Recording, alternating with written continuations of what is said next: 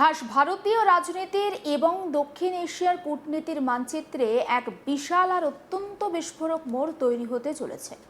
দীর্ঘ প্রায় ২ বছর আগে ছাত্র জনতার এক অভূতপূর্ব আর রক্তক্ষয়ী গণ অভ্যুত্থানের জেরে ক্ষমতাচ্যুত হয়ে বাংলাদেশ ছেড়ে ভারতে আশ্রয় নিতে বাধ্য হয়েছিলেন বাংলাদেশের ১৫ বছরের প্রাক্তন প্রধানমন্ত্রী শেখ হাসিনা। ক্ষমতার মসনদ থেকে হঠাৎ সেই বিদায়ের পর কেটে গিয়েছে পাক্কা ২ বছর। সেই দীর্ঘ সময় তিনি সম্পূর্ণ লোকচক্ষুর অন্তরালে, একেবারে পদ্মার আড়ালেই কাটিয়েছেন।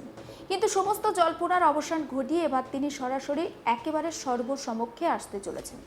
দীর্ঘ ২ বছর পর এই প্রথমবার নয়াদিল্লির মাটিতে দাঁড়িয়ে তিনি শুধু মুখই খুলবেন না, বরং বিশ্ববাসীর সামনে তুলে ধরবেন তার ভবিষ্যৎ রাজনৈতিক রোডম্যাপ এবং বাংলাদেশে তার বহু চর্চিত আর সম্ভাব্য প্রত্যাবর্তনের রূপরেখা।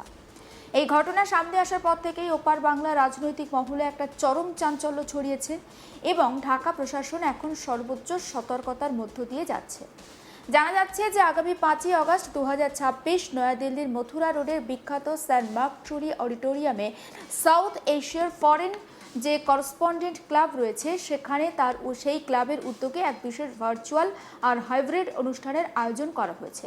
সেই হাই প্রোফাইল ইভেন্টে খোদ শেখ হাসিনা একেবারে সশরীরে এবং অনলাইনে উপস্থিত থেকে সংবাদ মাধ্যমের মুখোমুখি হবেন।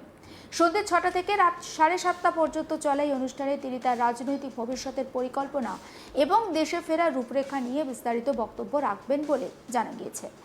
ফিনান্সিয়াল এবং মিডিয়া ক্লাবের সোশ্যাল মিডিয়া প্ল্যাটফর্মগুলোতে এই অনুষ্ঠান একেবারে সরাসরি সম্প্রচার করা হবে। বাংলাদেশ থেকে ক্ষমতাচ্যুত হয়ে ভারতে আসার পর থেকে শেখ হাসিনা এতদিন পর্যন্ত কখনো প্রকাশ্যে জনসভায় বা ফর্মাল মিডিয়ার সামনে মুখোমুখি হননি। ফলে পদত্যাগের ২ বছর পর তার এই প্রত্যাবর্তনমূলক ভাষণ বর্তমানে রাজনৈতিক এবং আন্তর্জাতিক আঞ্চলিক রাজনীতিতে একটা বিরাট কম্পন সৃষ্টি করতে চলেছে, সে বিষয়ে কোনো সন্দেহ নেই।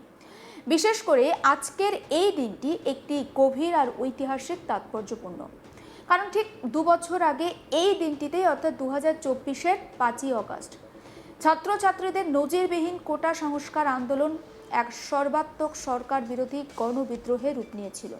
ঢাকা জুড়ে আমরা দেখেছিলাম যে সরকারি ভবনগুলোতে সাধারণ মানুষের বিক্ষোভ, ভাঙচুর, নজিরবিহীন ক্ষোভের মুখে পড়ে মাত্র কয়েক ঘন্টার একেবারে নোটিশে প্রধানমন্ত্রী পদ ছাড়তে বাধ্য হয়েছিলেন শেখ হাসিনা এবং সামরিক বিমানে বা বিশেষ সুরক্ষায় দেশ ছেড়ে তিনি ভারতে চলে আসার পর প্রায় ১৬ বছরের নিরঙ্কুশ শাসনের অবসান ঘটেছিল বাংলাদেশে। এরপর দীর্ঘ সময় ধরে তিনি ভারতের মাটিতে অত্যন্ত গোপনীয় এবং সুরক্ষিত আশ্রয়ে কাটিয়েছেন। কিন্তু এই দ্বিতীয় যে একেবারে স্মরণতিথি, সেই দ্বিতীয় স্মরণতিথির দিনে তার এই পুনরুত্থান এবং মুখ খোলা একটি রাজনৈতিক ভাষণ নয়, এটি তার রাজনৈতিক জীবনের একটা নতুন কামব্যাকের সুনির্দিষ্ট ঘোষণা বলে মনে করছেন রাজনৈতিক বিশ্লেষকরা। সবথেকে উল্লেখযোগ্য বিষয় হলো এই অনুষ্ঠানে কেবল শেখ হাসিনা একা থাকছেন না, তার সঙ্গে হাই প্রোফাইল ভার্চুয়াল প্যানেলে যুক্ত থাকতে চলেছেন বিগত আওয়ামী লীগ সরকারের একাধিক হেভিওয়েট এবং আলোচিত মুখ। নিমন্ত্রিত অতিথিদের তালিকায় যাদের নাম রয়েছে তাদের মধ্যে অন্যতম হলেন শেখ হাসিনার পুত্র তথা প্রাক্তন আইসিটি উপদেষ্টা সজীব ওয়াজেদ জয়, সাবেক শিক্ষামন্ত্রী অর্থাৎ প্রাক্তন বাংলাদেশের শিক্ষামন্ত্রী মহিবুল হাসান চৌধুরী নাওফেল এবং বাংলাদেশ হিউম্যান রাইটস ওয়াচের সাধারণ সম্পাদক মোহাম্মদ আলী সিদ্দিকী।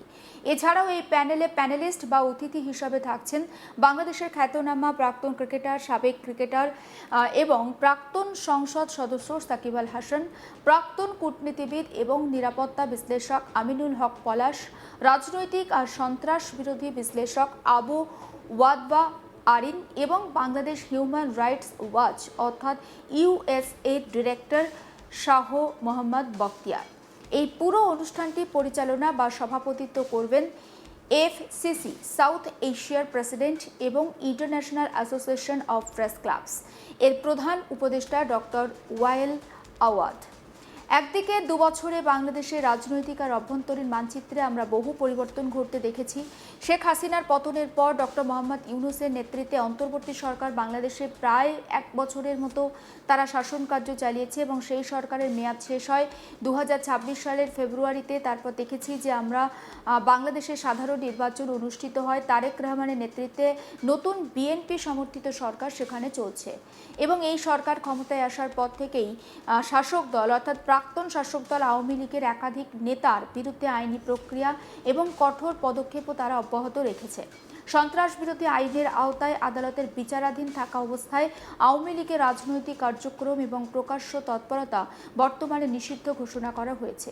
আর ঠিক এই পরিস্থিতিতে নিষিদ্ধ আর কোণঠাসা হয়ে থাকা একটি দলের সর্বোচ্চ নেত্রী যখন খোদ ভারতের রাজধানী দিল্লি থেকে ভার্চুয়াল মাধ্যমে নিজেদের রাজনৈতিক রোডম্যাপ ঘোষণা করবেন এবং দেশে ফেরার হুঙ্কার ছাড়বেন, তখন স্বাভাবিকভাবেই তা ওপার বাংলার বর্তমান শাসক শিবিরের অন্দরে একটা চাপ সৃষ্টি করবেই। বাংলাদেশের বর্তমান প্রশাসন এবং গোয়েন্দা সংস্থাগুলো এই পুরো ঘটনার ওপর তাই বিশেষভাবে নজর রাখছে। ঢাকা মনে করছে যে দিল্লির নিরাপদ আশ্রয়ে বসে এই ধরনের রাজনৈতিক কর্মসূচি বা প্রত্যাবর্তনের বার্তা প্রদান দুদেশের দ্বিপাক্ষিক সম্পর্কের ক্ষেত্রে নতুন করে টানাপোড়েন তৈরি করতে পারে। অন্যদিকে ভারতে বসে শেখ হাসিনার এই রাজনৈতিক পুনরুত্থান আর মুখ খোলার সিদ্ধান্তকে কেন্দ্র করে ভারতীয় কূটনীতিতেও এক নতুন সমীকরণ তৈরি হতে শুরু করেছে। শেখ হাসিনার এই ভার্চুয়াল ভাষণ কেবল অতীতের হিসাব নিকাশ মেটানোর মঞ্চ হবে না, বরং এটি আগামী দিনে বাংলা রাজনীতিতে একটা নতুন ঝড়ের পূর্বাভাস দিতে চলেছে।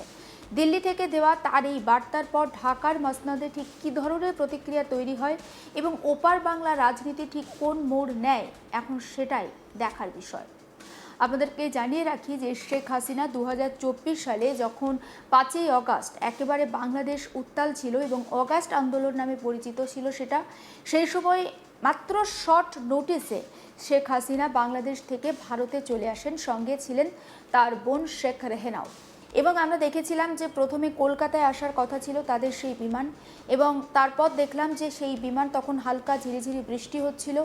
মালদা সীমান্ত হয়ে সেই বিমান কলকাতার উপর দিয়ে চক্কর কেটে হাসিমারা বিমানবন্দর হয়ে কিন্তু দিল্লিতে পৌঁছে গিয়েছিল। এবং তারপর দিল্লির গোপন আশ্রয়ে সেখান থেকেই রয়েছেন বাংলাদেশের প্রাক্তন প্রধানমন্ত্রী শেখ হাসিনা। একাধিকবার তিনি ফিরে আসার বার্তা দিয়েছেন। তিনি বলেছেন যে তিনি ফিরে আসবেন। আওয়ামী লীগ কর্মী সমর্থকদের ওপরে কিভাবে অত্যাচার হয়েছে, অন্যায় হয়েছে, তার একাধিক যে ভিডিও বা অডিও বার্তার মাধ্যমে কিন্তু তিনি সেটা প্রকাশ করেছেন। কিন্তু এই গত 2 বছর তিনি ভারতে থেকেও কোনোদিনও প্রকাশ্যে আসেননি। এবার 2 বছর পর তিনি একেবারে সরাসরি আসবেন এবং ভার্চুয়াল মাধ্যমে তার বক্তব্য পেশ করবেন, অডিও ভিজুয়াল মাধ্যমে। ঠিক কী বার্তা দেবেন বাংলাদেশের প্রাক্তন প্রধানমন্ত্রী শেখ হাসিনা, সেই বার্তার দিকে তো অবশ্যই নজর থাকবে। কারণ আমরা দেখেছি যে বাংলাদেশের প্রধানমন্ত্রী হিসাবে তারেক রহমান তিনি শপথ নিয়েছেন। তিনি শপথ নেওয়ার পর আওয়ামী লীগের ওপরে অন্তর্বর্তী সরকার অর্থাৎ ইউনূসের সরকার যেভাবে দমন পীড়ন বিভিন্ন আইন প্রয়োগ করেছিল, তারেক রহমান হয়তো সমস্ত আইন প্রণয়ন তুলে নেননি, কিন্তু কিছুটা হলেও সেই কঠোর মনোভাব থেকে সরে এসেছেন। এমন খবরও শোনা যাচ্ছিল যে তারেক রহমান দেশে ফিরতে পেরেছেন লন্ডন থেকে, কারণ শেখ হাসিনাকে দেশে ফিরতে দেওয়া হবে এই শর্ত নাকি তাকে দেওয়া হয়েছিল। সত্যি কি সেই শর্ত দেওয়া হয়েছিল? শেখ হাসিনা তিনি সশরীরে একেবারে জনসমক্ষে এসে ঠিক কী বার্তা দেবেন, কবে তিনি বাংলাদেশে ফিরবেন, সব উত্তর শেখ হাসিনার ওই বার্তার মধ্যেই লুকিয়ে রয়েছে। আর সমস্ত আপডেটের জন্য আপনি নজর রাখুন আজ তাক বাংলায়, সাবস্ক্রাইব করতে ভুলবেন না।